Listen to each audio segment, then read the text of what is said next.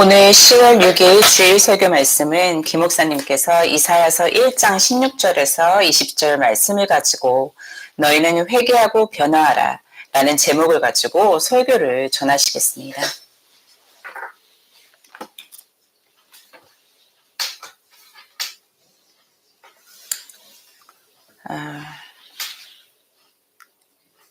몇 주 전에 우리는 이사야서 1장의 처음 15구절들을 살펴보았습니다. 이사야서 1장 1절에서 말합니다. 유다 왕 우시야와 요담과 아하스와 히스기야 시대의 아모스의 아들 이사야가 유다와 예루살렘에 관하여 본 계시라. 아멘. 이사야서의 메시지는 유다와 예루살렘에 관한 것이었습니다. 우리 그리스도인들처럼 이 도시와 나라의 백성들도 주님의 자녀요 백성이었습니다. 2절과 3절을 참조하시기 바랍니다. 주변에 더 크고 강한 나라들이 있었음에도 불구하고 그들이 또 우리들이 주님의 백성으로 택함을 받아 세상을 위한 하나님의 계획을 이루기 위해 중요한 역할을 하도록 선택되었다는 것은 이상하게 보였을 것입니다. 그러나 우리 이스라엘의 백성들은 하나님의 높은 부르심을 이룰 준비가 되어 있지 않았습니다. 하나님은 그들에게 아버지가 되셨지만 그들은 고집스럽고 감사할 줄 모르는 자식들처럼 하나님을 향해 반역했고 이러한 불순종으로 인해 이미 큰 대가를 치렀었습니다. 5절에서 6절에서 묘사된 이미지에 이어 7절에서 9절에서는 그들의 상태가 적나라하게 드러납니다. 불타버린 도시들, 황폐해진 마을들, 그리고 수도 예루살렘은 고립된 채 포위되어 있었습니다. 이 백성들에게 하나님의 판단은 단순한 신학적 개념이 아니었고 우리가 종종 생각하는 것처럼 먼 미래에 일어날 일이 아니었습니다.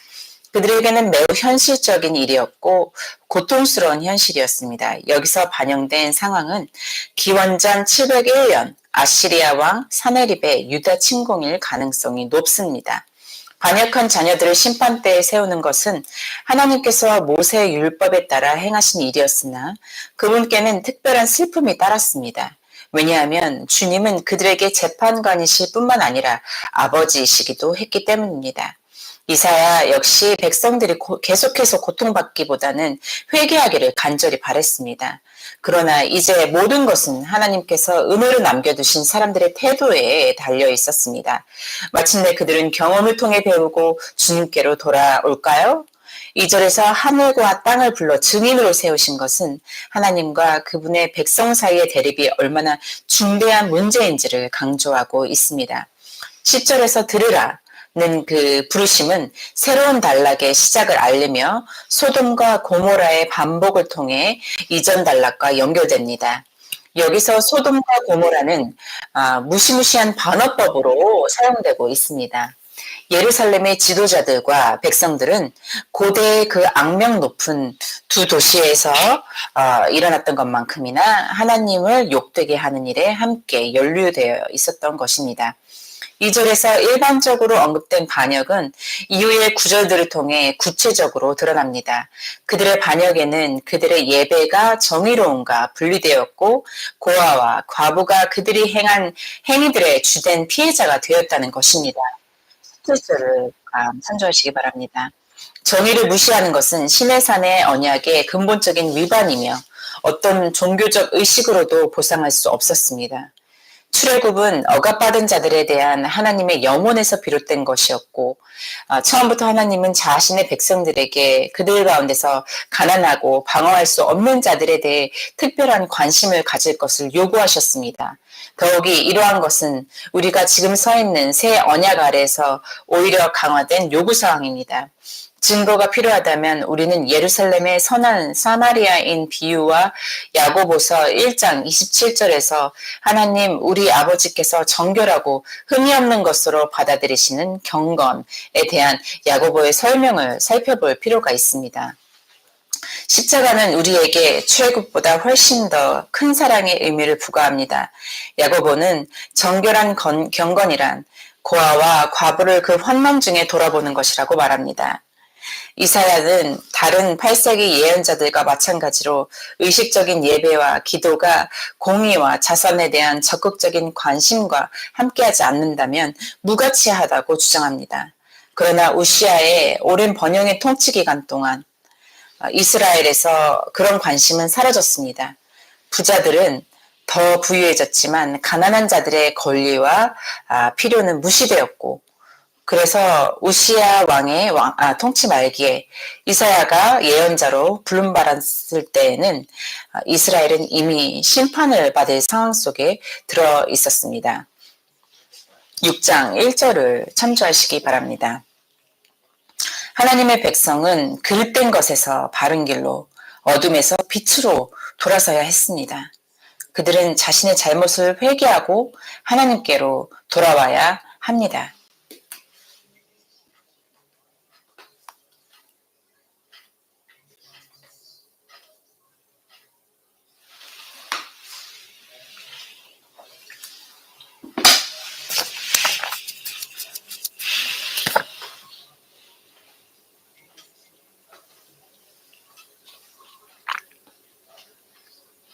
첫 번째 본문 말씀으로 들어가겠습니다. 회심이 필요합니다. 아마 여러분 모두 회심에 대해 들어본 적이 있을 것입니다. 일반적으로 회심에는 두 가지 관점이 있다고 말할 수 있는데요. 첫째, 인간의 관점에서는 그리스도인으로서의 삶의 시작을 의미합니다. 하나님의 관점에서 회심은 다시 태어남을 말합니다. 우리가 신자가 되었다고 해서 하나님의 성령의 사역이 완성된 것은 아닙니다. 그와는 반대로 성령의 사역이 이제 시작된 것에 불과합니다. 성령은 그리스도인의 삶 속에서 여러 가지 다른 지속적인 역할들을 수행합니다. 많은 믿는 이들이 혼란스러워하는 부분이 바로 이것입니다. 이 문제에 대해서는 잠시 후에 다루겠습니다. 지금 우리가 알아야 할 것은 회심이 그리스도인으로서 새 삶을 시작하는 첫 번째 단계라는 것입니다. 회심하지 않은 그리스도인은 없습니다. 우리가 회심한 후에는 그리스도인으로 살아가야 합니다. 이 암시된 의미 또한 나중에 설명될 것입니다.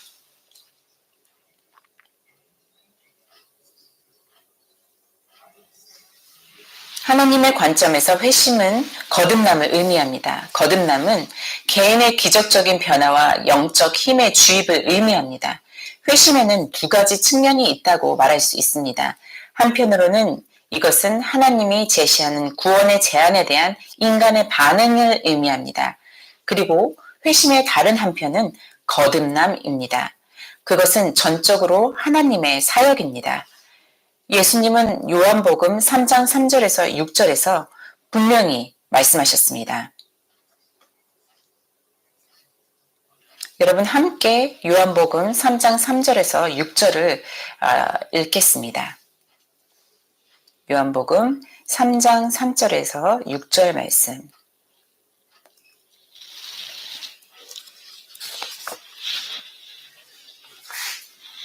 함께 읽으시겠습니다. 예수께서 대답하여 이르시되 진실로 진실로 내게 이르노니 사람이 거듭나지 아니하면 하나님의 나라를 볼 수 없느니라. 니고데모가 이르되 사람이 늙으면 어떻게 날 수 있사옵나이까? 두 번째 모태에 들어갔다가 날 수 있사옵나이까? 예수께서 대답하시되 진실로 진실로 내게 이르노니 사람이 물과 성령으로 나지 아니하면 하나님의 나라에 들어갈 수 없느니라. 육으로 난 것은 육이요 영으로 난 것은 영이니. 아멘. 여기서 말한 것처럼 육으로 난 것은 육이고 영이 될 수 없습니다. 거듭남은 초자연적인 사건이며 성령님이 이를 발생시키는 주체입니다. 육체는 이 변화를 이룰 수 없습니다. 이 변화는 인간의 지능으로도 이해할 수 없습니다. 예수님은 요한복음 3장 8절에서 성령님의 이 사역을 바람이 불어오는 것에 비유하셨습니다.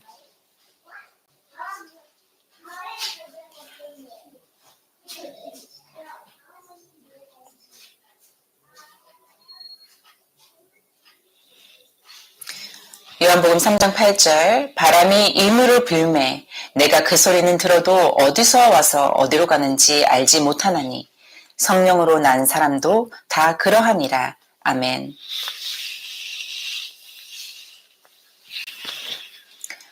바람이 부는 것은 우리가 느낄 수 있지만 그렇다고 해서 바람의 형체를 알아볼 수는 없습니다.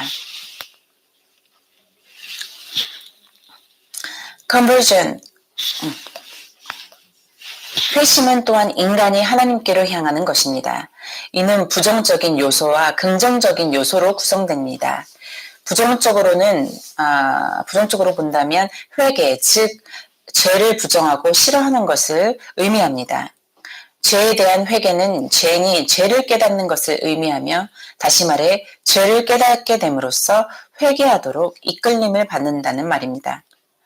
이것은 일반적인 일이 아니라 성령님께서 역사하시는 것입니다. 요한복음 16장 8절에서 11절에 16장 8절에서 11절에 예수님께서 이렇게 말씀하셨습니다. 요한복음 16장 8절에서 11절 그가 와서 죄에 대하여 의에 대하여 심판에 대하여 세상을 책망하시리라. 죄에 대하여라 함은 그들이 나를 믿지 아니하며 의에 대하여라 함은 내가 아버지께로 가니 너희가 다시 나를 보지 못하며 심판에 대하여라 함은 이 세상 임금이 심판을 받았습니다. 아멘. 따라서 회심은 성령의 사역이라고 할 수 있습니다.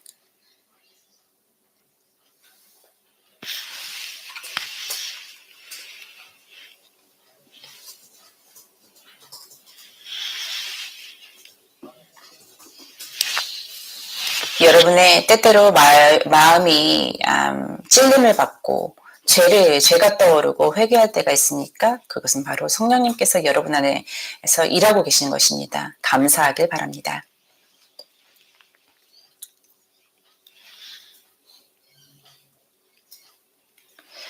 성령님의 역사하심 없이는 회심이 일어날 수 없습니다. 그러므로 우리가 회심했다고 말할 때 그것은 가벼운 고백이 아닙니다.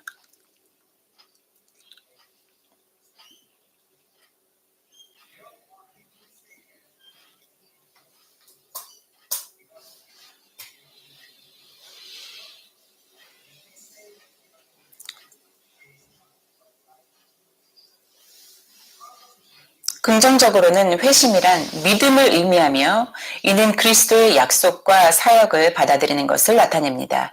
우리는 죄와 부패한 본성 때문에 스스로 회심할 수 없기 때문입니다.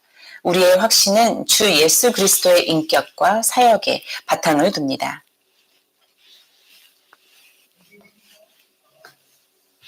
둘째로 우리는 두 가지 유형의 회심에 대해 이야기 나눠보도록 하겠습니다. 첫 번째 유형은 구원의 회심입니다. 회심은 죄와 허물로 죽어 있었던 상태에서 새로운 생명을 얻는 것을 의미합니다. 이것은 그리스도인으로서의 삶의 시작이며 명확한 출발점입니다.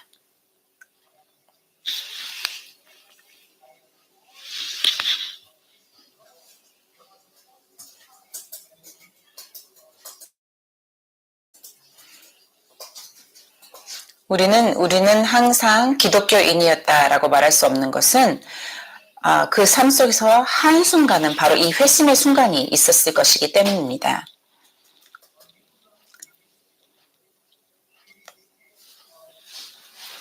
중국 속담에 천리길도 한 걸음부터라는 말이 있듯이 새 삶은 회심으로부터 시작됩니다. 회심은 우리의 죄로부터 돌이켜 회개하고 그리스도께 믿음으로 나아가는 행위입니다. 죄에서 돌이키는 이미지는 구약과 신약 모두에서 찾아볼 수 있습니다. 신약에서는 회심을 표현하는 두 가지 단어가 있습니다.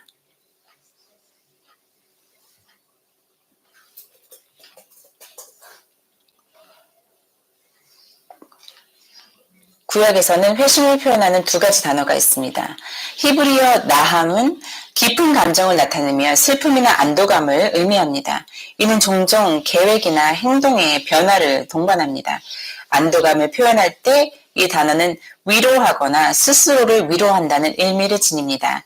또 다른 표현은 슈브는 돌아서다, 방향을 바꾸다 또는 돌아오다 라는 뜻입니다. 이것이 구약에서 회심을 나타내는 가장 일반적인 단어입니다. 신약에서는 회심의 뜻으로 흔히 사용되는 세 가지 헬라어 단어들이 있습니다. 메타노이아는 신약 성경에서 가장 일반적으로 사용되는 회심을 의미하는 단어입니다. 이 단어에는 메타와 누스의 결합입니다. 두 번째 단어인 누스는 인간의 의식적인 삶을 가리킵니다. 우리 성경에서 메타노이아는 회개로 번역됩니다. 트렌치는 고전 문헌에서 이 단어가 다음과 같은 의미를 지닌다고 말합니다. 첫 번째로 이후에 알게 됨, 즉 후 지식. 두 번째로 이후 지식의 결과로 마음을 바꾸는 것. 셋째로는 마음의 변화로 인해 이전의 행위를 후회함. 그리고 네 번째로는 이전의 모든 과정을 통해 미래의 행실이 변화함. 신약에서는 주로 마음의 변화를 나타내며 과거에 대해 보다 현명한 시각을 갖게 되고 잘못된 행위에 대해 후회하며 더 나은 삶으로의 변화를 이끕니다. 에피스트로페는 70인역에서 사용되었습니다. 이는 지속적으로 다시 돌이킴 또는 되돌아감의 의미로 사용됩니다. 명사로는 신약에서 한 번만 등장하는 반면 동사형은 여러 번 등장합니다. 이는 단순한 마음의 변화를 넘어서서 새로운 관계가 형성되고 활동적으로 삶이 다른 방향으로 나아가게 됨을 강조합니다. 사도행전 3장 19절의 해석에서 이 점을 유념해야 하는데 여기서 두 단어가 나란히 사용됩니다.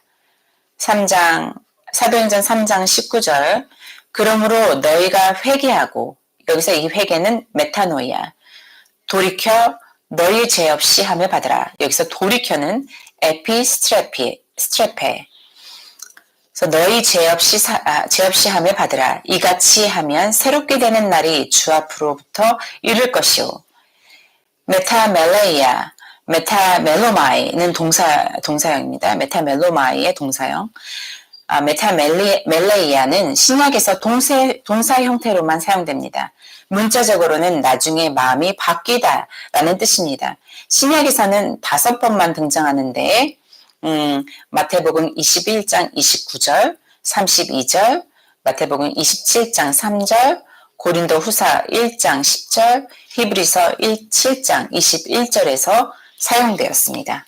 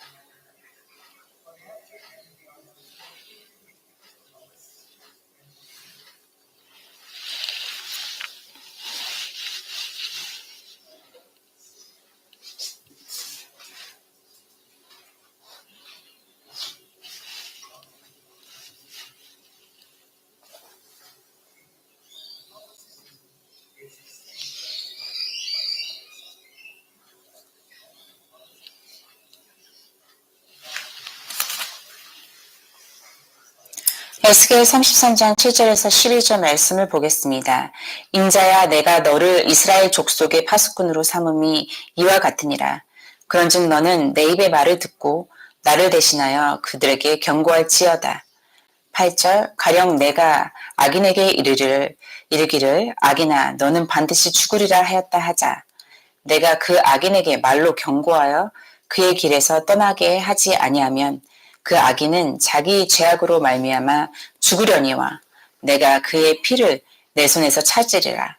그러나 너는 악인에게 경고하여 돌이켜 그의 길에서 떠나라고 하되 그가 돌이켜 그의 길에서 떠나지 아니하면 그는 자기 죄악으로 말미암아 죽으려니와 너는 그 생명을 보존하리로다.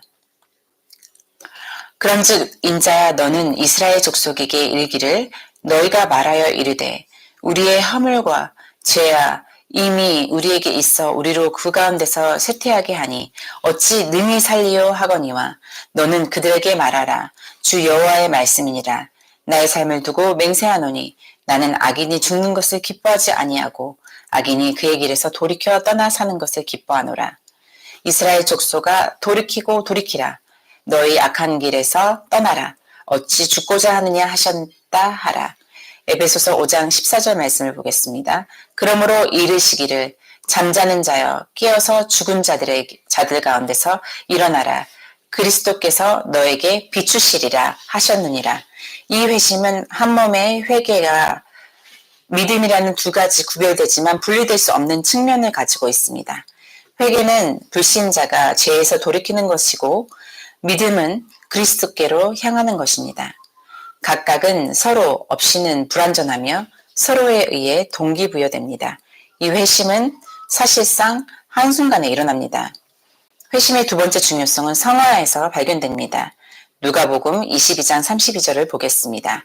그러나 내가 너희를 위하여 내 믿음이 떨어지지 않기를 기도하였노니 너는 돌이킨 후에 내 형제를 굳게 하라. 베드로는 예수님을 믿었지만 회심할 필요가 있었습니다. 이 경우에는 두 번째 구원을 의미하는 것이 아니라 성화를 의미합니다. 성화의 과정에서 자신의 죄를 회개할 필요성을 나타냅니다. 구원을 위한 회개는 우리를 모든 면에서 온전하게 만드는 것이 아닙니다. 우리는 그리스도인의 삶이 시작될 때 회심의 두 가지 측면으로서 최초의 믿음과 회개에 대해 생각해 보았고 또한 믿음과 회개가 그리스도인의 삶의 시작에만 국한되지 않는다는 것을 알고 있습니다. 이는 그리스도인으로서 우리의 생애 동안 계속되어야 합니다. 여기서 말하려는 회심은 선화에 관한 것입니다. 구원을 위한 회심은 일생에 단 한 번 일어나지만 그 후에도 우리는 계속해서 죄를 회개하고 그리스도를 믿어 그리스도인으로 살아가게 합니다. 오늘 본문 말씀에서 우리가 보게 될 것은 그리스도를 믿는 사람들을 위한 두 번째 종류에 더 가깝습니다. 열매를 맺는 것이기도 합니다. 우리가 참으로 새로운 피조물이고 새 생명 가운데 행한다면 변화, 즉 우리의 회심의 열매가 반드시 있어야 합니다. 예를 들어 사도 요한은 요한일서 2장 19절에서 이렇게 말합니다. 그들이 우리에게서 나갔으나 우리에게 속하지 아니하였나니 만일 우리에게 속하였더라면 우리와 함께 거하였으려니와 그들이 나간 것은 다 우리에게 속하지 아니함을 나타내려 함이라. 바울은 디모데전서 1장 19절에서 20절에서 후메네오와 알렉산더에 대해 이렇게 말하였습니다. 믿음과 착한 양심을 가지라. 어떤 이들은 이 양심을 버렸고 그 믿음에 관하여는 파산하였느니라. 그 가운데 후메네오와 알렉산더가 있으니 내가 사탄에게 내준 것은 그들로 훈계를 받다 신성을 모독하지 못하게 하려 함이라. 아멘. 믿는 자들은 하나님의 진리의 빛에서 비추어 자신을 계속해서 살피고 죄를 회개함으로써 정결케 되어야 합니다. 요한일서 1장 8절에서 10절은 이렇게 말합니다. 만일 우리가 죄가 없다고 말하면 스스로 속이고 또 진리가 우리 속에 있지 아니할 것이요. 만일 우리가 우리 죄를 자백하면 그는 미쁘시고 의로우사 우리 죄를 사하시며 우리를 모든 불의에서 깨끗하게 하실 것이요. 만일 우리가 범죄하지 아니하였다 하면 하나님을 거짓말하는 이로 만드는 것이니 또한 그의 말씀이 우리 속에 있지 아니하리라. 두 번째 본문 말씀, 하나님의 회개의 부르심. 1장의 나머지 부분에서 이사야는 이스라엘에게 회개를 촉구하였습니다. 이사야는 이스라엘에게 회심하라고 말하고 있습니다. 하나님은 이스라엘 백성들을 가리켜 자신에게 반역하는 백성이라고 부르십니다. 본문 말씀 16절에서 18절을 보겠습니다. 16절 너희는 스스로 씻으며 스스로 깨끗하게 하여 내 목전에서 너희 악한 행실을 버리고 행악을 그치고 선행을 배우며 정의를 구하며 학대받는 자를 도와주며 고아를 위하여 신원하며 과부를 위하여 변호하라 하셨느니라. 여호와께서 말씀하시되 오라 우리가 서로 변론하자. 우리의 죄가 주홍 같을지라도 눈과 같이 혀질 것이요 진홍같이 붉을지라도 양털같이 희게 되리라. 아멘. 먼저 주님께서는 그들이 다르게 행동하고 변화할 것을 촉구하십니다. 저는 이것을 성화를 위한 부르심으로 봅니다. 하나님의 백성은 하나님을 닮거나 그분의 형상에 일치해야 합니다. 요한일서 1장 5절에서 7절은 이렇게 말합니다. 우리가 그에게서 듣고 너에게 전하는 소식은 이것이니 곧 하나님은 빛이시라. 그에게는 어둠이 조금도 없으시다는 것이니라. 만일 우리가 하나님과 사귐이 있다 하고 어둠에 행한다면 거짓말을 하고 진리를 행하지 아니함이거니와 그가 빛 가운데 계신 것 같이 우리도 빛 가운데 행하면 우리가 서로 사귐이 있고 그 아들 예수의 피가 우리를 모든 죄에서 깨끗하게 하실 것이요. 아멘. 이스라엘 자손이 이런 점에서 실패하였습니다. 회심에서 성화를 생각하는 것은 이사야가 자주 사용한 하나님의 이름, 곧 이스라엘의 거룩하신 자와 밀접한 관련이 있습니다. 이는 거룩하신 하나님께서 우리를 죄의 권세와 부패로부터 구원하심으로써 시작되는 우리의 성화를 위해 우리 안에서 역사하신다는 것을 의미합니다. 하나님은 우리의 성화를 우리에게만 맡기지 않으십니다. 하나님은 우리 안에서 선한 일을 시작하셨고 예수 그리스도의 날까지 그 일을 이루십니다. 하시기 바랍니다. 하나님께서는 그들을 계속해서 성화시키시고 그들 안에 있는 모든 것을 다하여 성화를 추구하도록 부르심을 받았다는 것입니다. 우리는 죄에 대해 죽었으므로 계속해서 죄 가운데 살 수는 없습니다. 로마서 6장 1절에서 2절 말씀을 함께 읽으시겠습니다. 그런즉 우리가 무슨 말을 하리요? 은혜를 더하게 하려고 죄에 거하겠느냐? 그럴 수 없느니라. 죄에 대하여 죽은 우리가 어찌 그 가운데 살리요? 이것은 믿는 이들에게 어떠한 급격한 변화가 그 즉시로 일어났다는 것을 의미하지는 않습니다.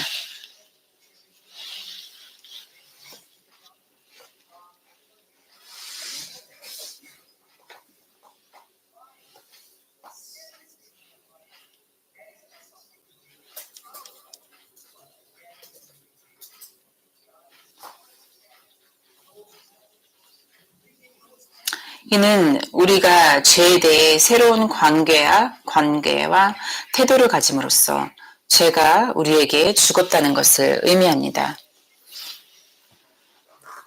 이전에는 죄 안에서 살고 심지어 죄를 사랑하기도 했지만 이제 우리는 죄에 대해 죽었기 때문에 더 이상 우리의 지체를 불의, 부정, 불법의 종으로 내어주지 않고 의와 거룩함의 종으로 내어주어야 합니다.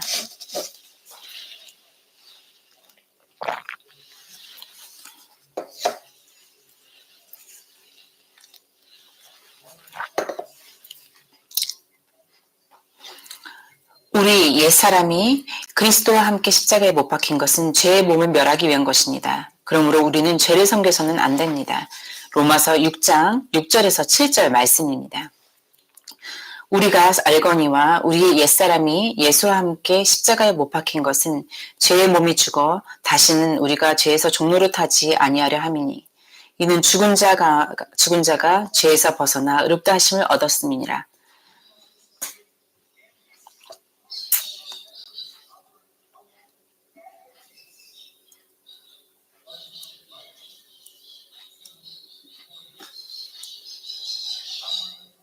우리는 거룩함에 이르는 열매를 맺고 마지막에는 영생을 기대합니다. 로마서 6장 22절 말씀입니다. 그러나 이제는 너희가 죄로부터 해방되고 하나님께 종이 되어 거룩함에 이르는 열매를 맺었으니 그 마지막은 영생이라.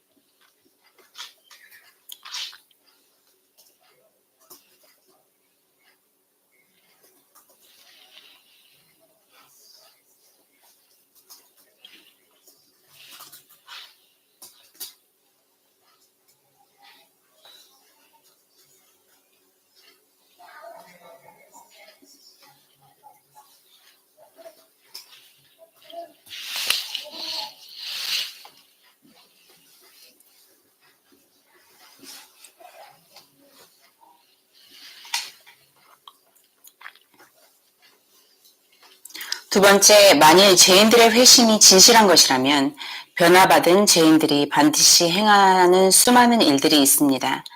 변화된 죄인들의 행위에 대해서는 두 가지 고려할 사항이 있습니다. 이러한 행위들은 그들의 회개의 증거입니다. 열매 없이 어떻게 그 나무가 어떤 나무인지 알 수 있겠습니까? 그러므로 진정한 회개는 그들의 삶 속에서 보여지는 열매를 가져올 것입니다. 마태복음 7장 17절에서 20절 말씀을 보겠습니다. 마태복음 7장 17절에서 20절을 함께 읽으시겠습니다.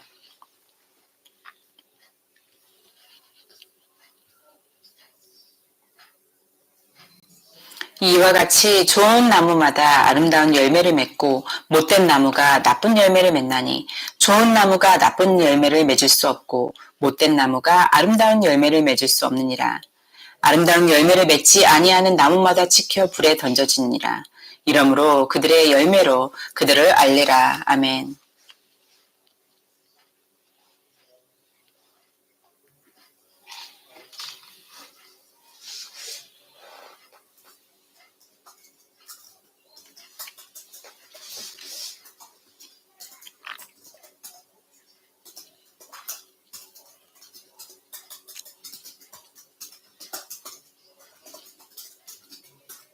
만약 우리의 회심이 참된 것이라면 우리 삶에 열매가 있을 것입니다.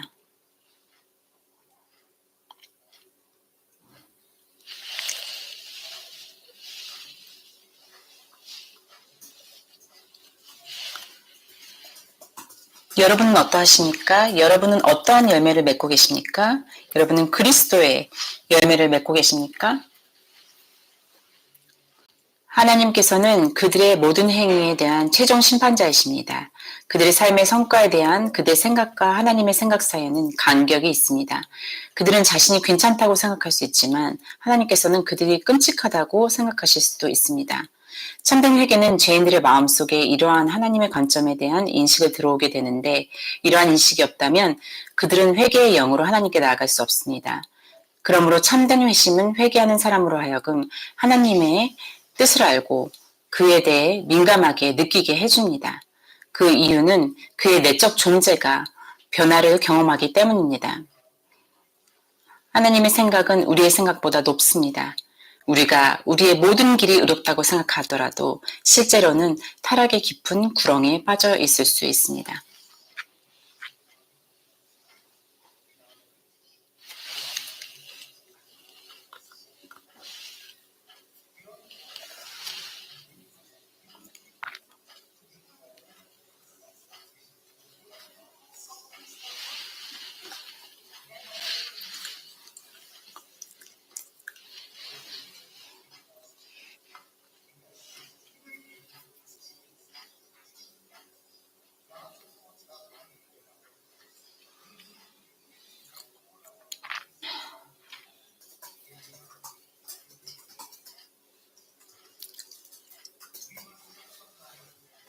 우리는 이러한 교훈이 마치 인간의 노력으로 그러한 결과를 얻을 수 있기라도 한 듯이 사람들이 자신과 하나님 앞에서 하나님 사이에서 모든 것을 자기들이 바로 잡을 수 있다는 것을 의미하지 않는다는 것을 알아야 합니다.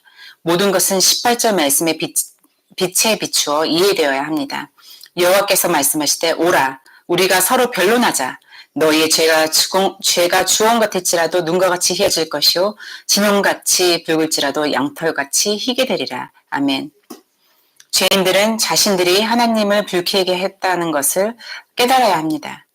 이러한 깨달음을 통해 그들은 하나님 앞에서 진실해지고 그로 인해 자신의 문제에 대하여 무언가를 해야만 한다고 생각합니다. 이러한 양심에 하나님의 뜻에 민감해지시길 바랍니다. 따라서 하나님 앞에서 자신의 죄악을 인식하고 깨닫지 않고도 이뤄낼 수 있는 회심이란 없습니다. 있을 수 없습니다.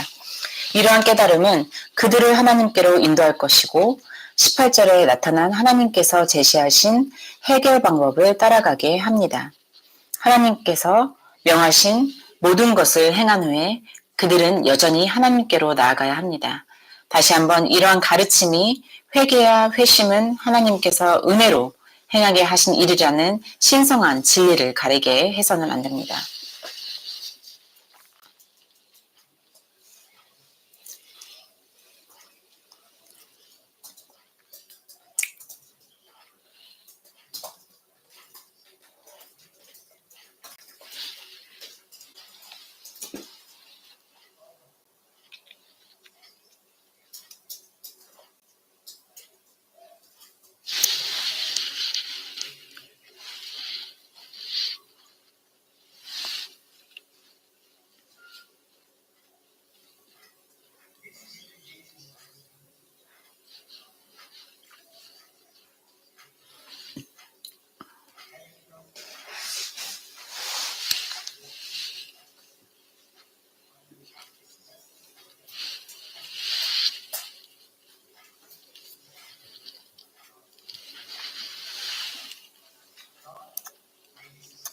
다시 한번 이러한 가르침이 회개와 회심은 하나님께서 은혜로 행하게 하신 일이라는 신성한 진리를 가리게 해서는 안 됩니다.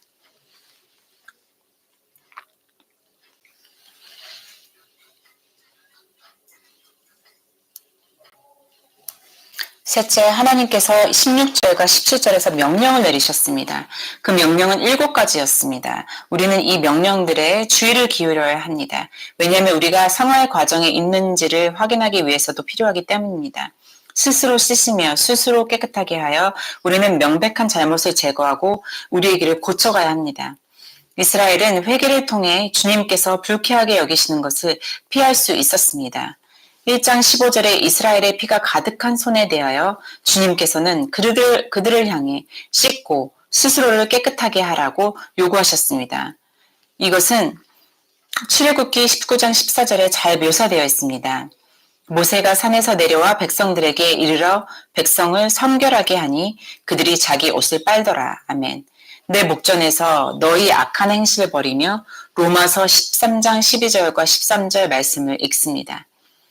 밤이 깊고 낮이 가까웠으니 그러므로 우리가 우리 어둠의 일을 벗고 빛의 갑옷을 입자.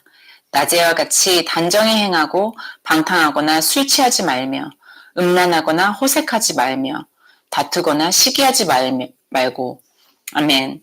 행악을 그치고 이어지는 다음 5가지 명령은 경건함에 대한 긍정적 접근 방법들입니다. 선행을 배우며 이것은 성실함과 정직함이 드러나는 광범위한 행동 영역에 대한 명령입니다. 우리가 어떻게 하나님께서 행악을 그치려 하지도 않고 선행을 배우려 하지도 않는 자들을 기뻐하실 것이라고 말할 수 있겠습니까? 배우다라는 동사는 어떤 것을 훈련하거나 익숙해지는 것을 의미합니다. 이 명령은 선행을 실천하며 익숙해지라는 말씀입니다. 정의를 구하며 정의를 추구하라. 정의를 행하는 것에 대한 우리의 이해는 무효할 수도 있습니다. 이것은 무슨 의미를 지닙니까? 저는 이것을 윤리적인 사람이 되는 것으로 봅니다. 윤리적이라는 말은 정의를 행하는 것을 의미합니다.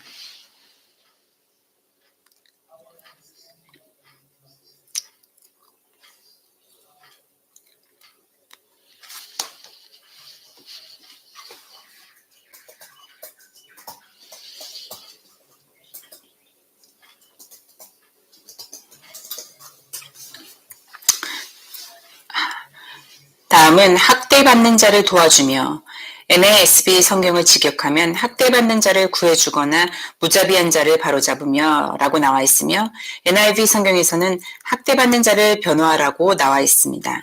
그러므로 이 명령은 무자비한 자를 책망하고 바로잡으라는 의미도 포함하고 있습니다.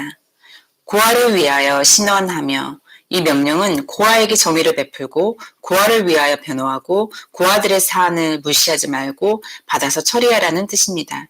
과부를 위한 사안과 그들에 대한 사건을 변호하라. 분명히 이것이 하나님께서 그분의 백성에게 요구하시는 것의 전부는 아니지만 대표적인 것입니다.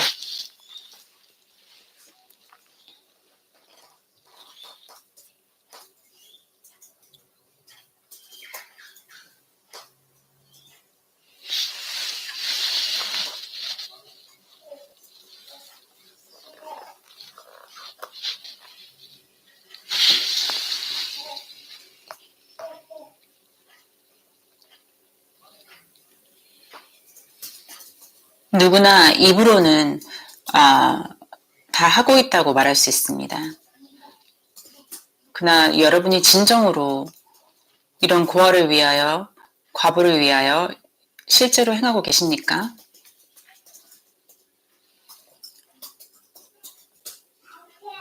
많은 선교사님들이나 이런 그 고아원을 운영하시고 계시는 분들이 있습니까? 있습니다. 그분들을 위하여 무엇인가를 도우신 적이 있습니까?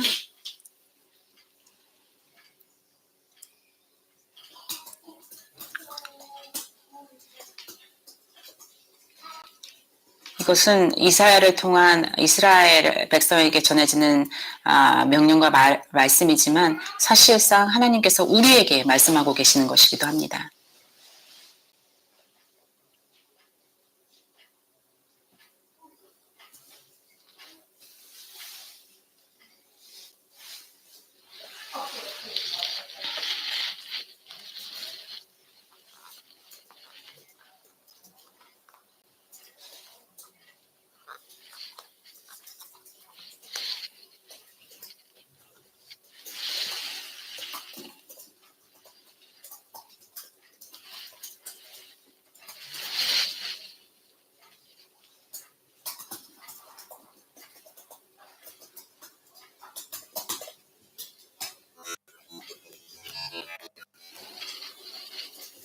우리 교회는 남편과 사별하신 분들의 모임이 있습니다.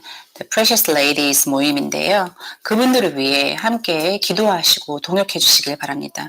또 그분들을 위해 도움을 주실 수 있다면 그렇게 하는 것이 하나님 앞에 마땅한 것입니다. 이 최종 7가지 명령은 하나님의 언약에 신실함이 없는 백성들을 도덕적으로 다시 되돌리기 위한 것입니다.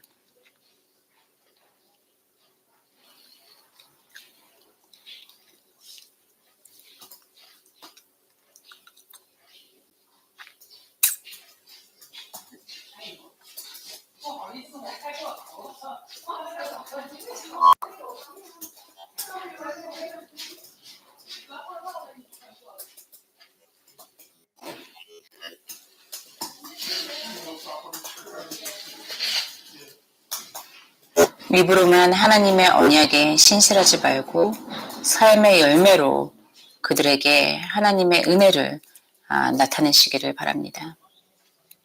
이 최종 7가지 명령은 하나님의 언약에 신실함이 없는 백성들을 도덕적으로 다시 되돌리기 위한 것입니다.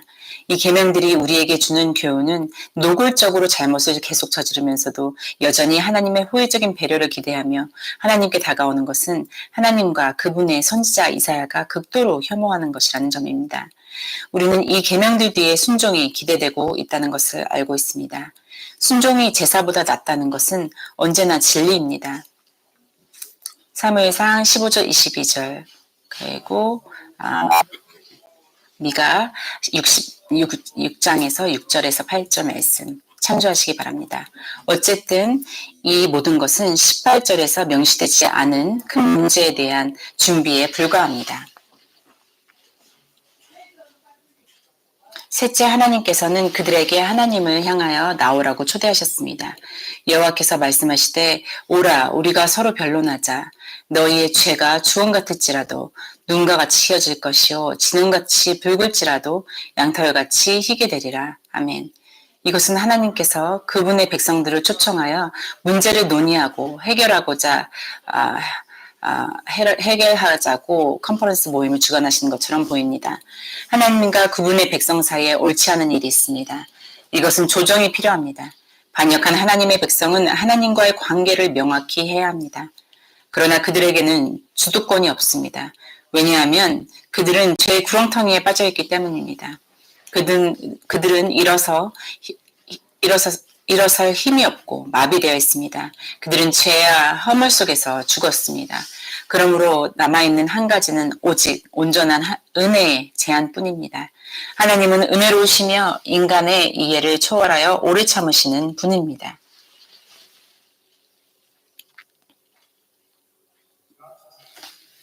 하나님의 은혜는 만약 그들이 그것을 받아들이기만 한다면 그들이 받게 될 죄사함을 예비하고 있습니다. 그들의 죄가 주홍 같을지라도 그것들은 눈과 같이 희어질 것입니다.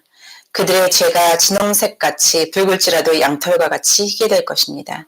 그것은 완전하고 절대적인 사면을 나타냅니다. 주님께서는 그분의 정화를 제안하고 계십니다. 하나님의 은혜로우심은 인간의 이성을 넘어섭니다. 이스라엘의 죄를 비난하신 후 하나님께서 취하셔야만 하는 그 논리적인 다음 단계는 완전하고 총체적인 거부와 정죄이어야만 합니다. 그러나 은혜는 인간이 생각할 수 있는 범주를 너머로 나아갑니다. 그것이 복음입니다. 이스라엘의 죄는 붉은 피, 흘림을 연상시키는 주홍색이나 진홍색 같았지만 그것은 하얗게 정화될 수 있습니다. 넷째, 하나님께서는 그들에게 순종할 것을 간곡히 요청하셨습니다. 19절과 20절 말씀을 읽겠습니다. 너희가 즐겨 순종하면 땅의 아름다운 소산을 먹을 것이요 너희가 거절하여 배반하면 칼에 삼켜지리라. 여호와의 입의 말씀이니라. 아멘. 은혜의 제안에 간곡한 요청이 더해졌습니다. 이것은 용서의 배신을 2배로 확실하게 만듭니다. 주님은 자신의 백성을 죄책으로 덮고 있는 핏자국을 제거하시겠다고 약속하시지만 그것은 1장 19절에 따르면 오직 이스라엘이 진정한 회개로 나아올 때만 가능합니다. 이스라엘이 회개할지 또는 거절하여 배반할지는 모두 백성들의 마음과 행동에 달려 있습니다. 회개는 9절에 즐겨라고 번역된 마음속에 기꺼이 하려는 마음을 가져다주고 이것은 순종으로 이어집니다. 비록 그들이 적의 침략으로 황폐해진 땅에서 굶주림에 직면할지라도 그들이 하나님께 용서를 얻는다면 여전히 땅에 아름답고 좋은 것을 먹을 것이라는 약속이 주어졌습니다. 만약 그들이 하나님의 은혜를 받기를 거부한다면 그 결과는 해로울 것입니다. 그들은 칼에 삼키실 것입니다. 회개하지 않은 것은 배반, 반역으로 이어지는 내적인 거절에서 비롯됩니다. 19절과 20절에는 언어 유희가 사용되었습니다. 19절의 먹다와 20절의 삼키다는 같은 히브리어 단어의 다른 형태입니다. 하나는 먹다를 의미하고 다른 하나는 먹히는 것을 의미하고 있습니다. 이사야는 이스라엘의 희망이 그들의 회개의지에 달려있음을 나타내었습니다. 이스라엘이 사회의 정의와 언약 순종의 길로 돌아가면 그들은 땅에 좋은 것을 먹을 것이고 언약의 축복을 경험할 것입니다.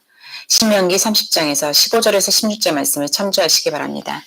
회개함을 거절하면 칼에 삼켜짐과 이방인에 의해 땅이 유린당하는 결과를 가져올 것입니다. 신명기 28장 51절에서 52절을 참조하시기 바랍니다. 이 모든 말씀이 하나님의 입에서 나온 것이므로 모든 일은 말씀대로 이루어질 것입니다. 결론을 맺겠습니다. 하나님께서는 이스라엘 민족에게 참으로 사랑하시는 아버지로서 행동하셨습니다. 하지만 2절에서 말씀하셨듯 그들은 반항적인 자녀들이었습니다. 그들은 하나님을 무시하였습니다. 그들은 하나님께 불순종하였습니다. 그들 중 일부는 하나님을 완전히 부인하였습니다. 그들 중 일부는 하나님께서 그들을 위해 행하셨던 모든 위대한 일들을 잊었습니다. 그들 중 일부는 우상 숭배를 선택하였습니다. 이것이 온 유다의 죄였습니다. 그들은 사랑하고 보살피시는 아버지께 반항하였습니다. 우리 모두는 각자의 방식으로 하나님 아버지께 반항하는 자녀들입니다. 하나님께서는 우리를 친절하고 사랑으로 대해주셨지만 우리는 그분과 동일한 방식으로 대하지 않았습니다. 따라서 유다와 마찬가지로 우리 모두는 하늘에 계신 우리 아버지께 반역한 자녀들입니다. 죄는 하나님을 낯선 존재로 만들고 우리와 하나님 사이에 장벽을 형성하여 창조주 하나님과의 관계를 멀어지게 합니다. 이스라엘이 병든 사람에 비유되었던 것처럼 죄인은 스스로 온전함을 갖지 못합니다. 죄인은 구원을 받기 위해 회심해야 합니다. 신자는 거룩한 길을 추구해야 합니다.